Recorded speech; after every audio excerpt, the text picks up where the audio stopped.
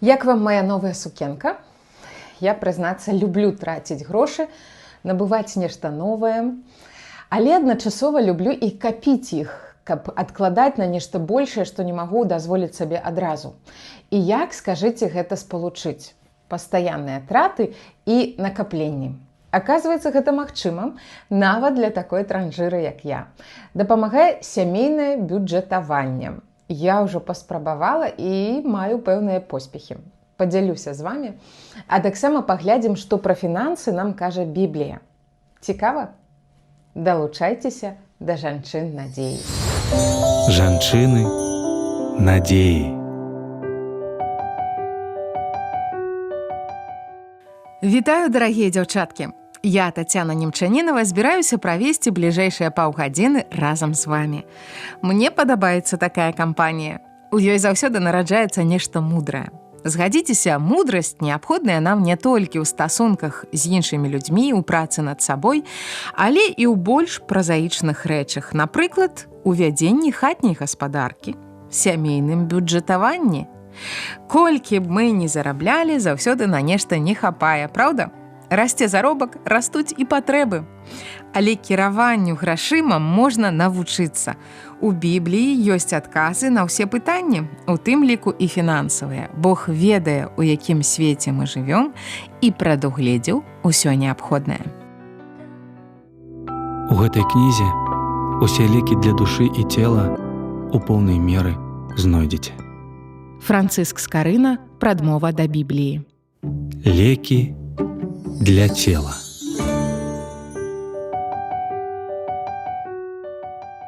У мяне ёсць сяброўкі з невялікім даходам сям'і, і ім усяго хапае. А ёсць знаёмыя сем'і з добрымі заробкамі абодвух сужонкаў, і яны заўсёды скардзяцца на фінансы. Гэта прымушае задумацца. Пытанне не толькі ў канкрэтнай суме, але і ў нашым стаўленні да грошай, у нашай жыццёвай планцы. Нават капрызлівасці, я б так сказала, што для нас неабходнае, чаго патрабуе ваш узровень і статус. Ва ўменні прадумваць, планаваць бюджэт, у імпульсіўнасці нашых жаданняў і пакупак таксама. Дазвольце спытаць, ці ёсць у вас накапленні? Ага, а наступнае пытанне будзе, дзе яны ляжаць? Не, прабачце, калі маё пытанне падалося вам бестактоўным, я не спрабую выведаць, колькі вы накапілі, а ўсяго толькі хачу ведаць, ці ўмееце вы гэта рабіць. Траціць менш, чым зарабляеш, гэта правільна. Асноўныя расходы ў месяц – гэта выплата крэдытаў, камунальныя плацяжы, адукацыя, ежа, адзенне. Астатняе, напрыклад, мэбля ці адпачынак, трэба набываць з паступовых накапленняў. Калі ў вас застаюцца грошы ад асноўных расходаў, вы адкладаеце іх. Калі не застаюцца, то варта падумаць пра эканомію. Калі вашыя накапленні проста ляжаць і чакаюць, калі іх патраціць, гэта няправільнае накапленне. Яны павінны працаваць на вас. Памятаеце прыповесць пра таленты? Гэта такія грошы ў мінулыя часы.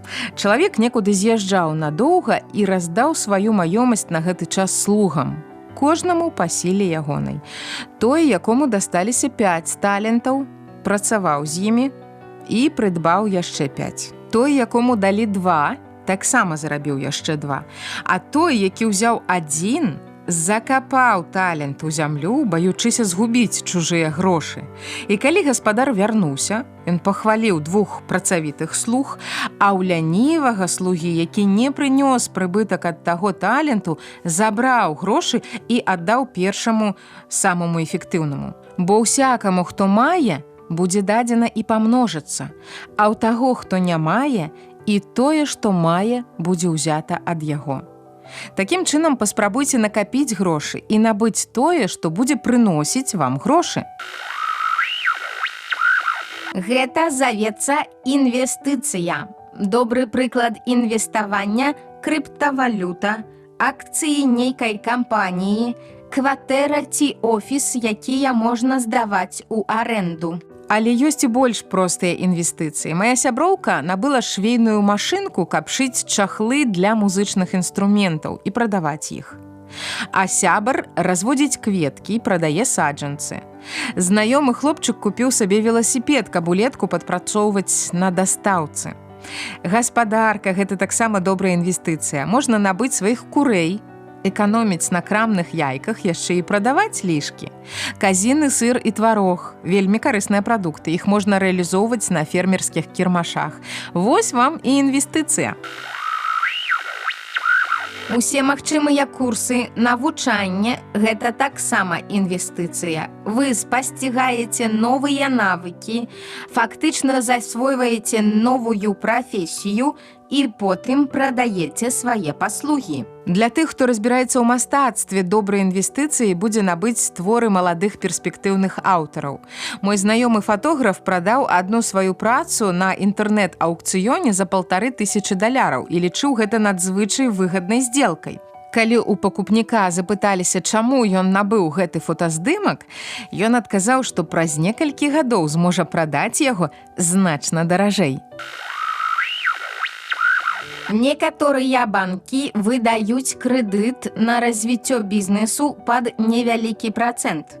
Але вам трэба спачатку старанна прадумаць і спланаваць. Вы не можаце патраціць пазыку на ежу ці іншыя рэчы, якія хутка скончацца, бо тады не зможаце вярнуць яе. Яна мусіць акупіць сябе сама. Магчыма, вы можаце пазычыць грошы ў знаёмых без працэнтаў. Тады трэба пралічыць, за які тэрмін вы зможаце зарабіць іх праз сваю інвестыцыю і вярнуць. Або замест таго, каб браць пазыку, вы зразумееце, што можаце адкладаць невялікую суму і праз некалькі месяцаў накапіць на сваю інвестыцыю. Парайцеся з сям'ёй. Выберыце правільны шлях разам. Быць жанчынай – дар Божы. Я вось вельмі люблю пакупкі. Нават не за тое, што рэч сапраўды патрэбна мне, сам працэс набываць нешта новае прыносіць мне задавальненне. Памятаю студэнцкія часы, калі стыпендыя сканчвалася, а станоўчых эмоцый не хапала, каб парадаваць сябе хоць нейкай пакупкай, я заходзіла ў аптэку і набывала вату. І нешта новае з'явілася, і недарагое адначасова, і абавязкова прыдасца. Ад спантанных пакупак, якія насамрэч не патрэбныя і не прынясуць карысці ні вам, ні вашай сям'і, ратуе спланаваны бюджэт. Гэта грашовы план. Вы пачынаеце з таго, што падлічваеце, якую суму ў сярэднім траціце штомесяц. Вазьміце апошнія 2 месяцы і падлічыце свае выдаткі на неабходныя рэчы і на рахункі, якія аплочваеце. Падлічыце выдаткі па катэгорыях: паліва ці праезд у грамадскім транспарце, камуналка, пагаршэнне крэдыту, адукацыя, медыцына, ежа, адзенне, падарункі на святы. Магчыма, у вас будуць нейкія свае катэгорыі. Я спадзяюся, што ваш даход большы за вашыя выдаткі. Калі не, то вы трапіце ў даўгі. Таму трэба паглядзець, ці ёсць што-небудзь, што вам сапраўды не патрэбна. Магчыма, вы траціце занадта шмат на адзенне або на паходы ў кавярню. Мы часта неразумна трацім менавіта праз адсутнасць плану. Распішыце бюджэт на бліжэйшы месяц, паспрабуйце адмовіцца ад нечага неабавязковага і адкласці грошы, каб накапіць на тое, што будзе іх прыносіць. Па сканчэнні месяца параўнайце, колькі грошай паступіла, што вы патрацілі і як гэта суадносіцца з тым, што вы планавалі. Магчыма, давядзецца карэктаваць план некалькі месяцаў, пакуль не знойдзеце свае сумы і будзеце прытрымлівацца іх штомесяц. Вы здзівіцеся, наколькі гэта карысна. План дапаможа не марнаваць грошы. Вы пачнеце адчуваць і цаніць свой бюджэт, асабліва калі ўбачыце, як растуць вашыя зберажэнні. Вы можаце ацэньваць рэчы з гледзяшча патрэбныя яны вам ці не, і іншы бок. Можаце вы сабе гэта цяпер дазволіць ці не? Урэшце рэшт, самае каштоўнае ў нашым жыцці – гэта бескаштоўныя рэчы. Давайце насалоджвацца музыкай, а потым пагаворым, як тэма грошай раскрыта ў Бібліі.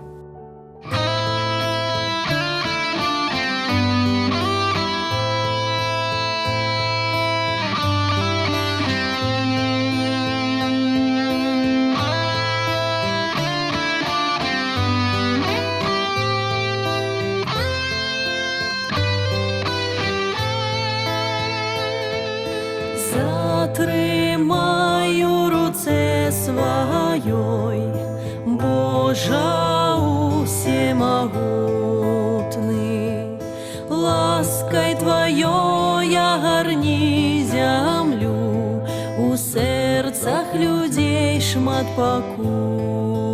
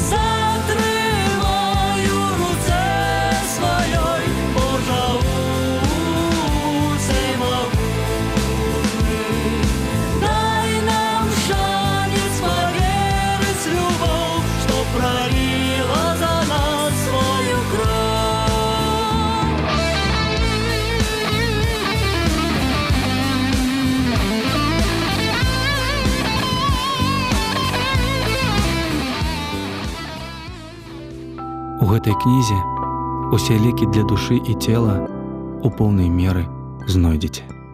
Францыск Скарына, прадмова да Бібліі. Лекі для душы.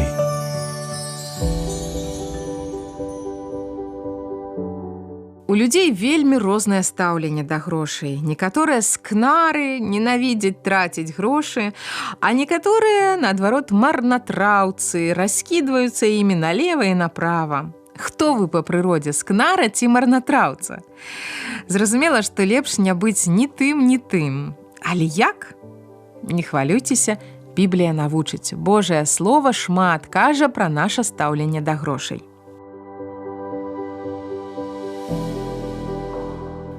Па-першае, нам трэба зразумець, усё, што мы маем, паходзіць ад Бога, які стварыў неба і зямлю. Таму мы павінны быць удзячнымі, а таксама адказнымі ў тым, як мы выкарыстоўваем Божыя дары. З часоў старога запавету Бог загадаў людзям аддаваць яму 10-ую частку ўсяго, што ў іх урадзіла, прыносіць у царкву. Таму самы першы пункт у планаванні штомесячнага бюджэту хрысціяніна – дзесяціна. 1/10 частку свайго заробку мы аддаем Богу ў знак таго, што ўсё, што маем, насамрэч не наша, а яго падарунак нам. А па-другое, нам трэба з удзячнасцю прымаць ад Бога сваю працу, магчымасць зарабляць грошы, старанна яе выконваць. У кнізе прыповесцяў 6 раздзел з 6 па 8 верш ёсць цудоўная ідэя. «Ідзі да мураша, гультаю, і паглядзі на шляхі ягоныя, і станься мудрым. Няма ў яго начальніка, ані наглядчыка, ані кіраўніка, але ён летам запасае хлеб сабе і збірае ежу сваю ў жніво». Гультай – гэта чалавек, які павольны і лянівы, як слімак. А мураш, наадварот, хуткі і працавіты. Ён загадзя клапоціцца пра свае харчы зімою. Па-чалавечы можна сказаць, што мурашы добра плануюць бюджэт. І вось яшчэ адна цытата з прыповесцяў, 10 раздзел, 4 верш. «Лянівая рука робіць бедным, а рука працавітая узбагачае». Такім чынам мы разумеем ідэю. Нам трэба шмат працаваць і не быць лянівымі. Перадача для тых, хто створаны натхняць і свяціць. Не губляць надзеі і дарыць яе іншым. У Бібліі ёсць ліст, напісаны апосталам Паўлам малодшаму царкоўнаму дзеячу па імені Цімафей. Паслухайце параду, якую даў яму Павел. «Вялікі прыбытак, пабожнасць разам з задаволенасцю. Бо мы нічога не прынеслі ў свет, зразумела, і нічога вынесці не можам. А маючы што есці і што апрануць, будзем гэтымі задаволеныя. Тыя ж, якія хочуць багацець, трапляюць у спакусу і ў пастку, і ў многія бяздумныя і шкадлівыя пажаданні, якія топяць людзей у знішчэнні і загубе, бо корань усялякага зла ёсць срэбралюбства». Добрая парада быць задаволеным тым, што маеш. Але ці азначае гэта, што мы не павінны спрабаваць палепшыць сваё становішча? Вядома, не. Калі ты можаш працаваць больш, працуй, забяспечвай сябе тым, што табе трэба. Пагадзіцеся, складана быць задаволенай, калі ты бачыш, што іншыя людзі жывуць лепш. У іх больш грошай, больш рэчаў, больш магчымасцяў. Ці адчувалі вы калі-небудзь зайздрасць і горыч з гэтай нагоды? Калі так, то паслухайце яшчэ цытату з паслання апостала Паўла да габрэяў. «Не будьце срэбралюбныя, задавальняючыся тым, што маеце, бо Бог сказаў: не адпушчу і не пакіну цябе». Калі ты ведаеш, што Бог з табой і клапоціцца пра цябе, гэта сапраўды дапамагае быць задаволенай. Гэта дапамагае быць свабоднай у сваім сэрцы, засяроджвацца на Богу больш, чым на грошах, і нават дапамагаць іншым. Каб не спакушацца, гледзячы на багатых, лепш глядзець на таго, хто жыве ў горшых умовах, чым ты, і старацца палепшыць яго жыццё. Напрыклад, у царкоўных супольнасцях прынята перадаваць аднаму дзіцячыя рэчы, дзяліцца ураджаем са свайго агароду і саду. Так некалькі камплектаў неабходнага хапае, каб вырасціць не адно пакаленне. Памятаем прыклад першых паслядоўнікаў Ісуса каля 2000 гадоў таму. Я ўжо распавядала пра іх у перадачы пра дабрачыннасць. Узгадаем яшчэ раз, першыя хрысціяне былі напоўненыя Святым Духам і дзяліліся пасланнем Ісуса, так што многія іншыя паверылі ў яго. І вось што пра іх кажа Божае Слова. Усе вернікі ў Іерусаліме заставаліся разам у цеснай еднасці і дзяліліся адзін з адным усім, што мелі. Яны прадавалі частку сваёй маёмасці і дзяліліся грашыма паміж усімі, хто меў патрэбу ў дапамозе. Дзень за днём яны збіраліся ў храме і разам елі па дамах, елі разам з радасцю і пакорай, славячы Бога і карыстаючыся павагай усяго народа. Яны былі шчаслівыя жыць разам. Яны не мелі мэты зарабляць на сваіх пропаведзях, не імкнуліся разбагацець, яны проста хацелі расказаць усім пра Ісуса. Іх патрэбы не раслі, даход таксама, ім было дастаткова таго, што мелі.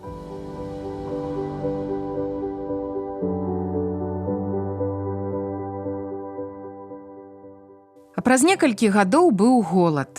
І вернікам у Іерусаліме вельмі не хапала ежы і грошай. У той час апостал Павел падарожнічаў па краінах, распавядаючы добрую вестку пра Ісуса. І ён даплыў ажно да Грэцыі. Многія людзі паверылі ў збаўцу.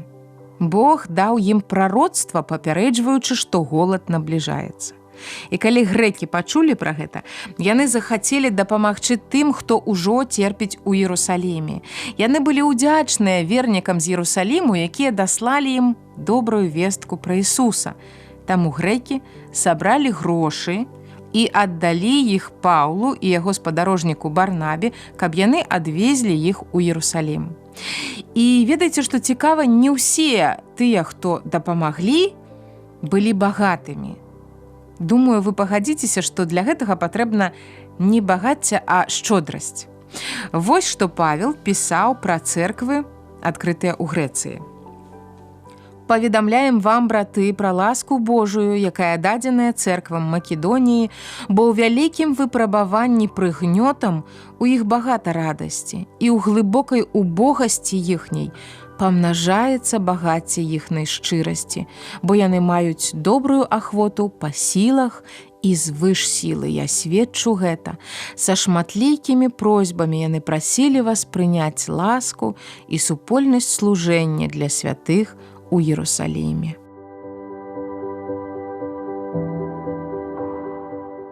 Гэта вельмі шчодра, калі ты аддаеш тое, што табе самому патрэбна.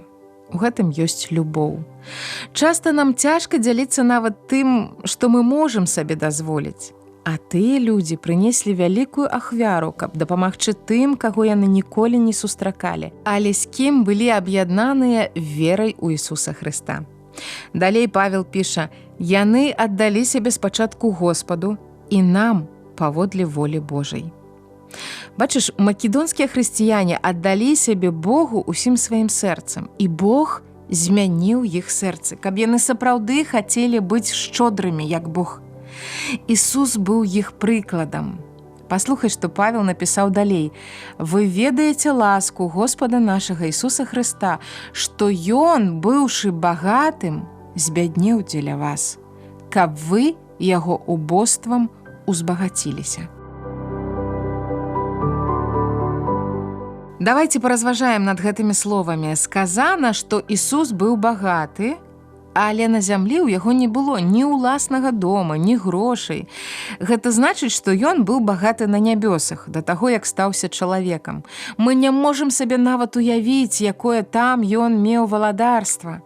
Але ён адмовіўся ад яго, каб прыйсці на зямлю і вярнуць нас да Бога. Далей сказана, што ён зрабіў нас багатымі. Ці пра грошы гэта? Ці ў іх сапраўднае багатства? Мы багатыя сэрцам і розумам, калі ведаем, што Бог любіць нас, калі мы прымірыліся з Богам, калі мы спадзяемся і давяраем Яму. І мы ведаем, што нас чакае дом на нябёсах, дзе шмат багацця, але яно несуразмерна багаццю гэтага свету. Памятайце, што пісаў Павел Цімафею: «Вялікі прыбытак пабожнасць разам з задаволенасцю. Дарагія дзяўчаткі, ці атрымліваецца ў вас заўсёды быць задаволенымі тым, што ёсць? Гэта складана, праўда? Прапаную зараз разам за гэта памаліцца. Дарагі Господ, дзякуй, што ты пакінуў свой нябесны трон дзеля нас. Нашто ты прамяняў яго? На галечу, беспрытульнасць, пастаянныя пешыя вандроўкі, непрынятасць, непрыязнасць і ўрэшце рэшт пакутлівую смерць. А яшчэ ты абмяняў свой трон на нас.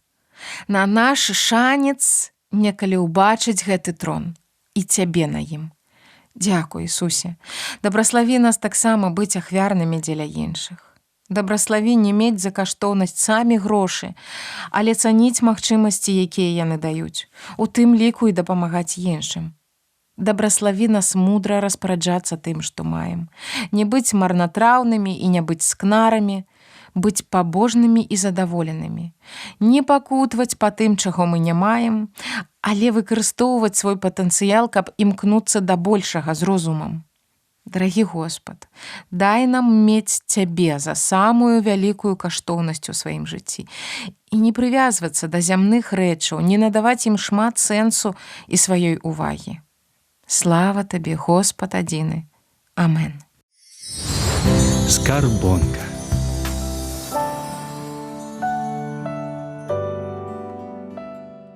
Сёння мы размаўлялі пра грошы. Давайце тэзісна ўзгадаем. Па-першае, яны не бяруцца ніадкуль. Трэба старанна і паслядоўна працаваць, як мурашы, і адкладваць на будучыню, як мурашы. Планаванне бюджэту і адкладзеныя зберажэнні дапамогуць нам забяспечыць сваю сям'ю ўсім неабходным.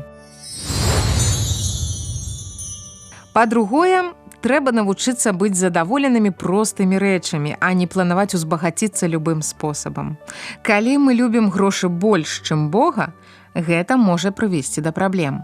Сварак у сям'і, неразумных рызык і нават грэху.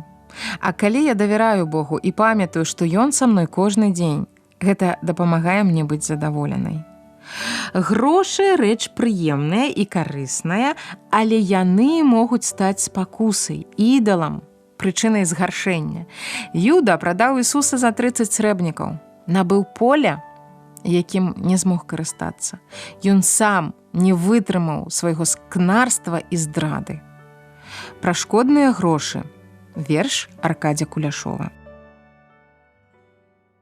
Людское сумленне за грошы купілі. Прыстойны тавар. Цяпер яно беднасці можа з пагардай глянуць у твар. Зрабіцца паважным, вяльможным, пашану і славу набыць. Адно яно толькі не можа. Сумленнем някупленым быць. Скарбонка. Вось таму ў другой частцы праграмы мы пагаварылі пра шчодрасць на прыкладзе першых паслядоўнікаў Ісуса, якія дзяліліся тым, што мелі. Думаю, ім таксама было няпроста шчодра даваць, калі ў саміх было мала, але ў гэтым ім дапамагаў прыклад Ісуса. Мы таксама можам трымаць яго перад сабой, прыклад яго шчодрасці, адданасці і служэння. Мы самі шмат атрымалі ад яго. Таму і іншым можам даваць у радасці. Дарагія дзяўчаткі, дзякуй, што падарылі мне свой каштоўны час. Будзем развітвацца. Я, Тацяна Немчанінава, буду чакаць вас на утульнай тэрыторыі жанчын надзеі. Няхай Бог дабраславіць вас.